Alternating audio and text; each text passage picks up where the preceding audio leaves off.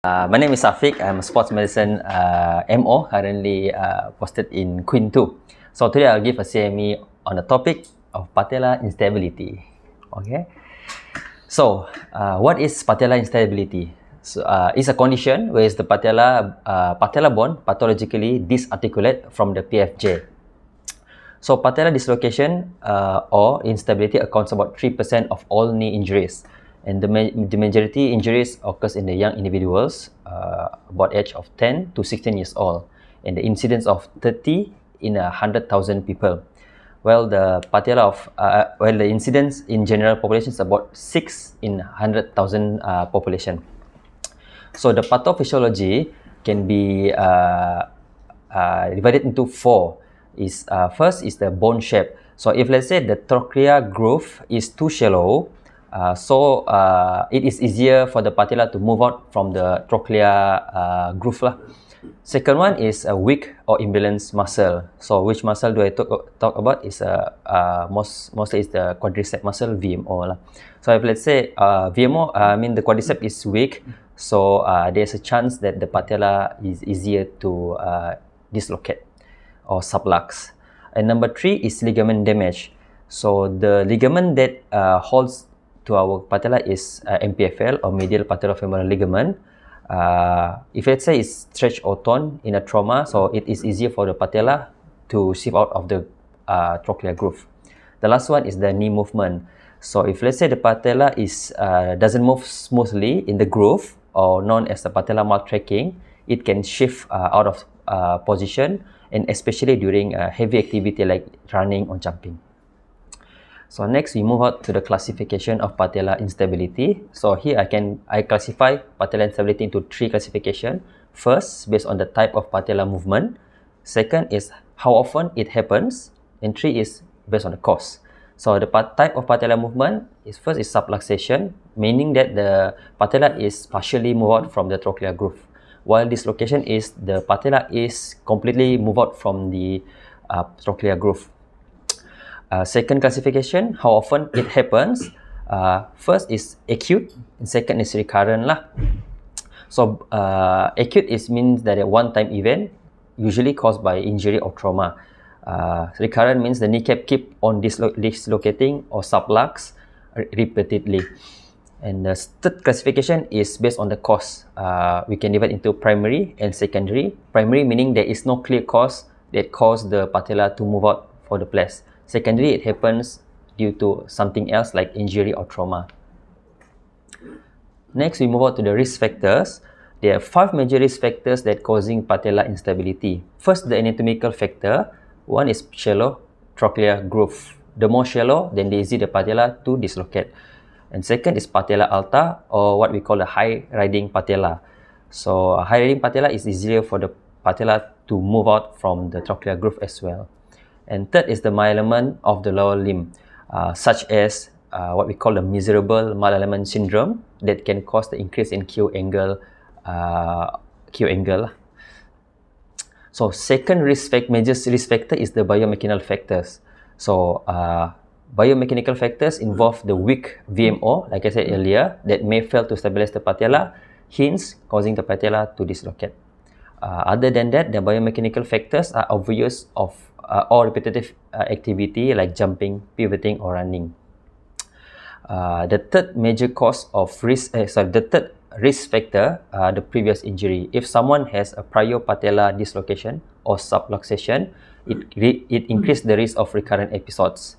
And also ligament and tendon damage around the knee joint, especially MPFL, can predispose to the patella dislocation as well. The fourth major risk factor are gender and age. Female gender have higher risk of patella instability, and adolescents have patella instability more common during growth spurt period. The last risk factor is a genetic factor. If let's say the family history have patella instability, the individual also predisposed to the patella instability condition.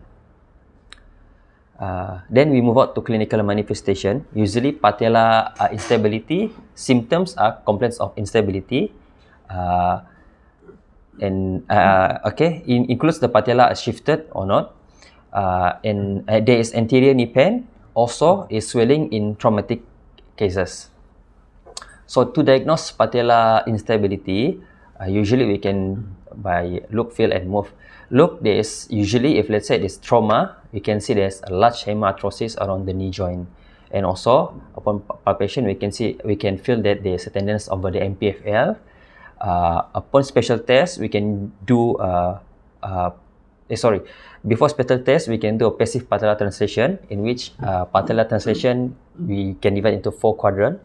Normally, you move less than 2 quadrants. If let's say it's move more than 2 quadrants, it's meaning say that the patella has a high risk of to dislocate or sublux. Alright, then the special test we do is a patella apprehension test, in which we push the patella laterally, and then patient will have a sense of guarding and sense of apprehension that the patella might go out from the place. Next is also a J sign, in which during a full extension, you can see that the patella pops from the groove like inverted J sign.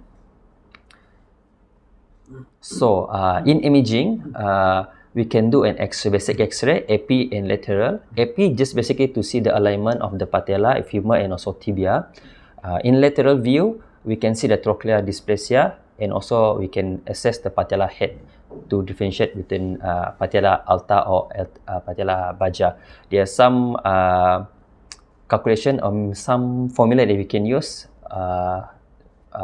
As in instance, install Savati, and also Blackburn Peel, Caton Deschamps, and Plateau Patella lah.